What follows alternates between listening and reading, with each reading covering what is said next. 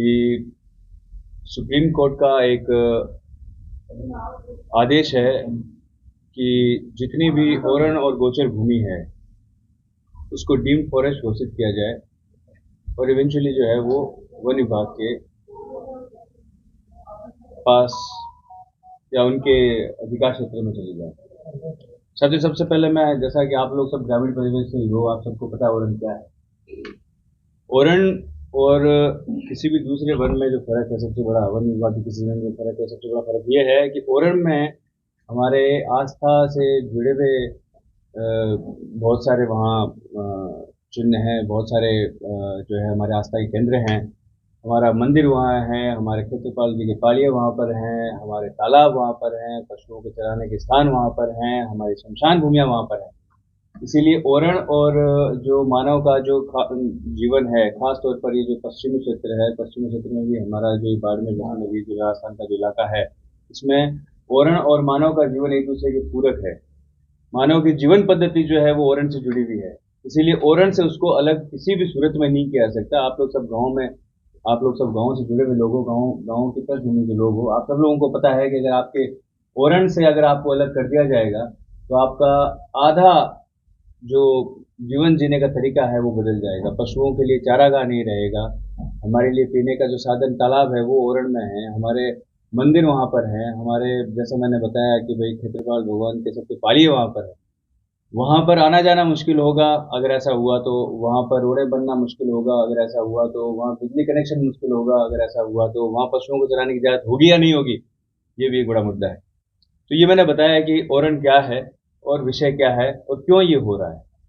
तीसरा, अभी इस केस का स्टेटस क्या है। सुप्रीम कोर्ट ने ये कहा है, सुप्रीम कोर्ट में एक याचिका लगने के कारण सुप्रीम कोर्ट ने ये कहा है कि ओरण जो है, क्योंकि वन जैसा ही है तो क्यों ना इसे वन ही घोषित करके, डीम्ड फॉरेस्ट घोषित करके, और उसको इसके अधिकार जो है वो वन विभाग को दे दिए जाए। इसके लिए सुप्रीम कोर्ट ने ऑर्डर निकाला है, परंतु इसमें आपत्तियां मांगी गई हैं। आपत्तियों में ये कहा गया है, ये कहा गया है कि अगर किसी भी व्यक्तियों को, समाज को, क्षेत्र के लोगों को इसको लेकर अगर आपत्ति है तो आपत्ति दर्ज कराए।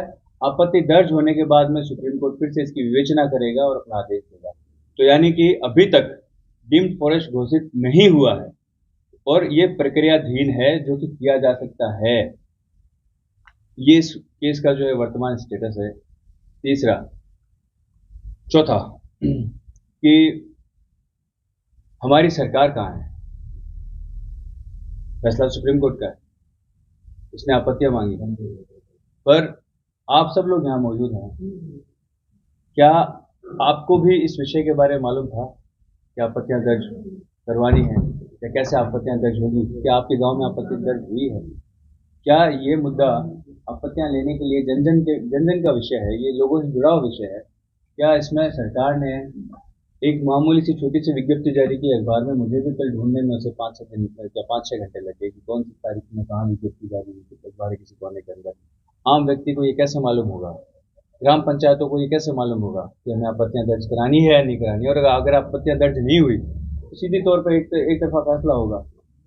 तो हमारी सरकार का ये फर्ज बनता है या नहीं बनता है कि आपत्तियां दर्ज कराने के लिए ग्राम पंचायतों को, लोगों को, और जो अलग अलग एनजीओज बने हुए हैं, हमारी समितियां बनी हुई हैं, पंचायत समितियां हैं, उनको ये सूचित किया जाए या नहीं किया जाए कि इस तरह से आपत्तियां दर्ज कराई जाएं और किस तरह से आपत्तियां दर्ज कहाँ पर कराई जा सकती है, इसके बारे में जन चेतना जो है वो लोगों में लाई जाए या नहीं लाई जाए, इसके बारे में आप भी सोचिए।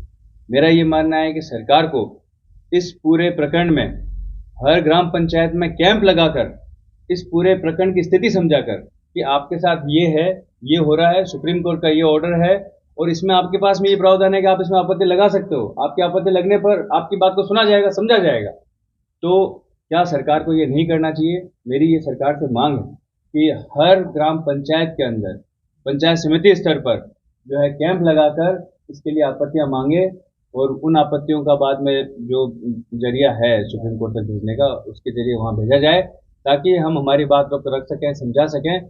और इस केस में कहीं पर भी अगर कहीं गुंजाइश बचती है हमारी ओरण और गोचर बचाने के लिए तो हम लोग उसको बचाएं। पांचवा, जिसमें आप और मैं दोनों शामिल। इस बात को हमें बहुत ही, मैं गंभीरता से कह रहा हूँ, इस बात को हमें समझना ही पड़ेगा कि समाज ने हमें बहुत कुछ दिया है, हमें आदर दिया है, प्रेम दिया है, सम्मान दिया है। आज आप लोग जहाँ कहीं भी हैं, ये समाज और क्षेत्र यही तो सुनता है आपको, जिनके लिए आप लिखते हैं, जिनके लिए आप वीडियो बनाते हैं। हम लोग राजनीति में जिनको पद मिलते हैं, सम्मान मिलता है, जनप्रतिनिधि हम बन जाते हैं, एमएलए बन जाते हैं, एमपीज बन जाते हैं, मंत्री बन जाते हैं, तो ये सब कौन बनाता है? समाज ही तो बनाता है, और ये क्षेत्र ही तो बनाता है।